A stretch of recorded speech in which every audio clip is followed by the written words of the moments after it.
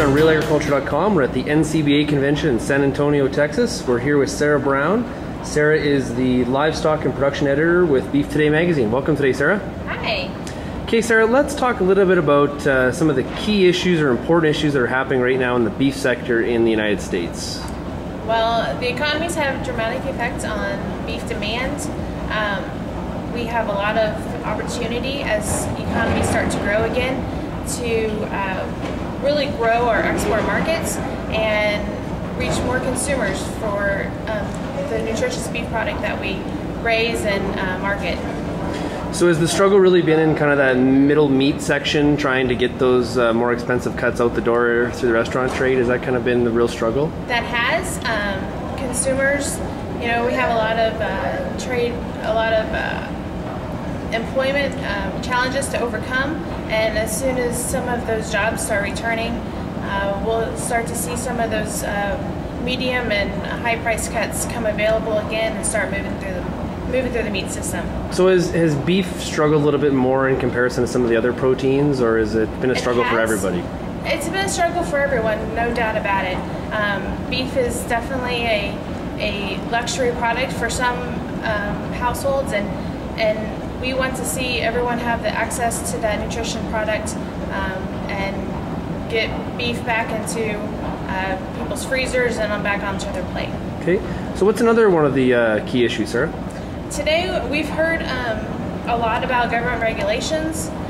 We have some environmental issues that producers need to keep their eyes on, and that'll be coming this year.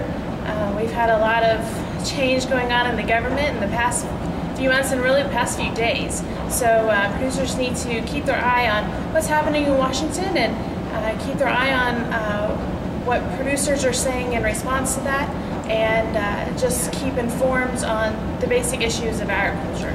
So in terms of regulations, particular to the environment, what sort of pushes or things are happening that producers need to be aware of?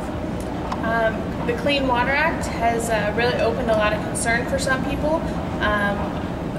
Today, Colin Woodsworth talked about that in the Cattlemen's College, and he also told us that legislation is on hold right now, which gives us a great opportunity to get some real facts and figures into the legislators and really tell them why that cattle industry is an important part of U.S. agriculture. So how is the Clean Water Act going to affect the beef industry if put into place?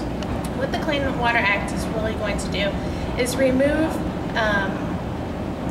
the navigatable from the legislation, and so that's really going to give the EPA a lot more control over all water systems. That can include earth stock tanks, that can include streams, things that even boats would normally not pass through and not be governed by the EPA.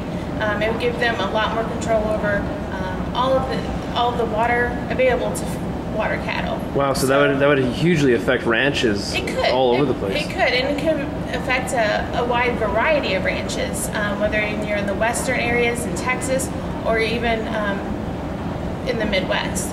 So that's one issue that cattle producers across the country should really be paying attention to and be ready to talk to their legislators about. Okay. Well, thanks a lot for joining us today, Sara. If you're, like we said, you're from Beef Today magazine, what's the website? www.beeftoday.com. You can also find us on Facebook at facebook.com/beeftoday. Perfect. Thanks a lot, and have a great convention. Thanks, you too.